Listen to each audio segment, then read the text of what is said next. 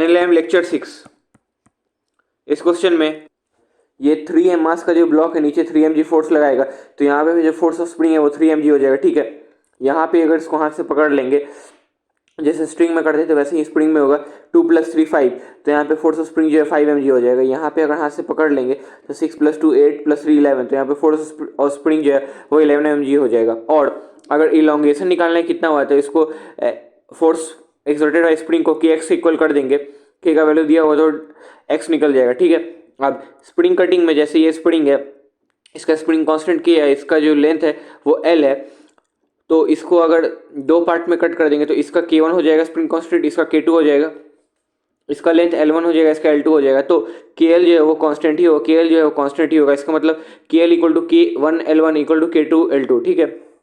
अगर 3 पार्ट में कट गया है तो K1 L1 = K2 L2 = K3 L3 = KL। ठीक है, जैसे इस क्वेश्चन में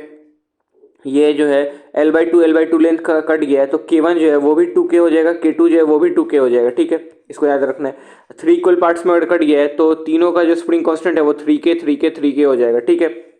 ये हो गया। अब इस क्वेश्चन में ए वाले का एक्सेलरेशन निकालना है, तो जो इसका एक्सेलरेशन होगा बी का वही इसका भी एक्सेलरेशन होगा। ठीक है, ये पॉइंट जो है यहाँ पे याद रखना है कि जैसे इंपॉर्टेंट बात है कि जैसे ये F फोर्स से अगर खींच रहा है तो इसका एक्सेलरेशन अगर ए है तो इसका एक्सेलरेशन भी ए होगा, क्योंकि अगर ज़्यादा होगा तो टच ही कट जाएगा और इसमें घुस जाएगा, और अगर कम होगा तो बीच का टेंशन 0 हो जाएगा, लूज हो जाएगा। ठीक है, तो अगर इसका एक्सेलरेशन है तो इसका भी ए ही होगा अगर अटैच है तो। ठीक है, वैसे इसका एक्सेलरेशन 2 था तो ए का भी एक्सेलरेशन 2 मीटर/सेकंड हो गया। ठीक है, और टेंशन निकालना है तो टेंशन मतलब फोर्स, तो फोर्स = ma होता है, तो मास इंटू एक्सेलरेशन, तो मास इसका 1 kg है तो 1 × 2, फोर्स टेंशन ए के द्वारा टेंशन हो गया 2 न्यूटन। ठीक है, अब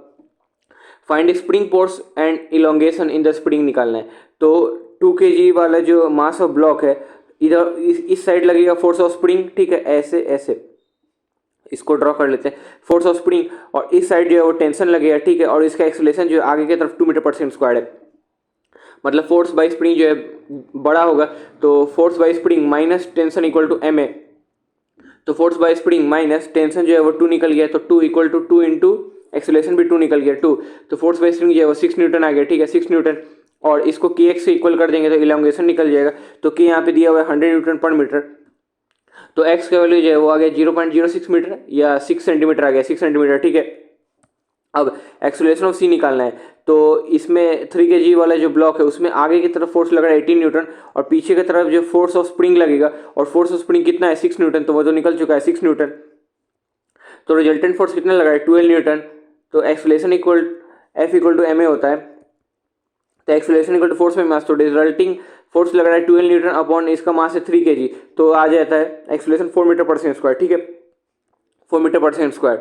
या ये वाला भी फॉर्मूला लगा सकते हैं, F net external = m1 × a1 + m2 × a2, तो यहाँ पे F नेट कितना लग रहा है 18 = 1 × 2 + 2 × 2 + 3 × एक्सेलरेशन बाय c, तो एक्सेलरेशन c जो है वहाँ से भी 4 मीटर/सेकंड आ जाएगा। ठीक है, दोनों तरीका से आ जाएगा। अब नेक्स्ट क्वेश्चन, इस क्वेश्चन में ये 5 kg का ये 3 kg का मास ऑफ ब्लॉक है, ये 5 kg का है, आगे इसमें फोर्स लग रहा है 45 न्यूटन। ठीक है, तो यहाँ पे यही फॉर्मूला का बात कर रहा था, F net = m1 × a1 + m2 × a2, तो 45 = 5 × 2 + 3 × a2, तो a2 का वैल्यू जो 35/3 आ गया। ठीक है, 35/3 आ गया, इसको वेरीफाई भी कर सकते हैं, इसको सेपरेट पहले बना लेते हैं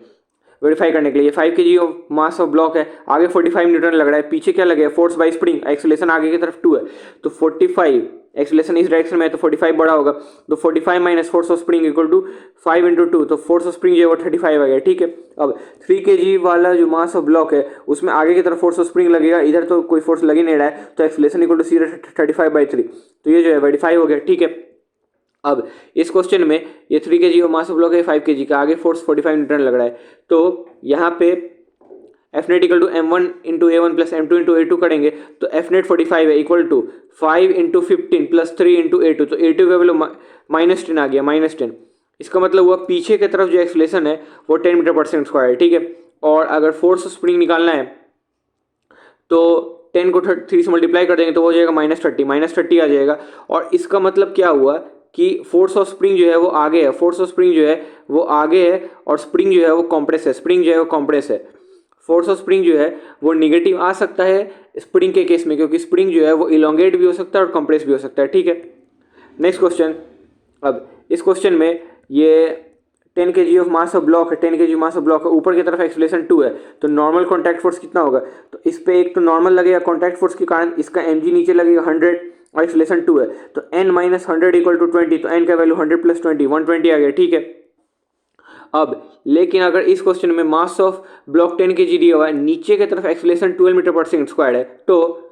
यहाँ पे ये अपना नीचे mg लगेगा 100 कॉन्टैक्ट फोर्स के कारण, ऊपर नॉर्मल फोर्स लगे n और नीचे एक्सेलरेशन दिया हुआ है मतलब 100 बड़ा है, तो 100 माइनस n इक्वल टू 120, तो n का वैल्यू -20 आ गया। तो ये जो है ये गलत हो जाएगा, क्यों? यहाँ पे नॉर्मल 0 होगा, क्यों? क्योंकि नॉर्मल जो है वो हमेशा टूवर्ड्स फोर्स लगता है और नॉर्मल जो है हमेशा टूवर्ड्स फोर्स लगता है। यहाँ पे निगेटिव होगा तो इसका डायरेक्शन बदल जाएगा, जो कि नहीं बदल सकता है। स्प्रिंग में बदल सकता है क्योंकि वो इलोंगेट भी करता है, कॉम्प्रेस भी करता है, पर नॉर्मल दोनों केस नहीं होता है ना, ये वन साइडेड है, इसलिए यहाँ पे नॉर्मल 0 हो जाएगा, कॉन्टैक्ट जो है वो टूट जाएगा, कॉन्टैक्ट टूट जाएगा, ठीक है। और इस क्वेश्चन में ये तो देख लिए हैं कि F equal to m1 into a1 plus m2 into a2, ये तो देख चुके हैं, ठीक है। नेक्स्ट क्वेश्चन नहीं, यहाँ पे ये है कि अगर ये m मास का ब्लॉक है, आगे फोर्स F लग रहा है, ये सीधे ये वाल है या स्प्रिंग है, यहाँ पे सीधे फोर्स F लग रहा है, इधर F लग रहा है, इधर F लग रहा है, तो टेंशन है A B C, तीनों जगह पे टेंशन सेम होगा, तीनों जगह पे टेंशन सेम होगा, क्योंकि यहाँ पे क्योंकि ये पार्ट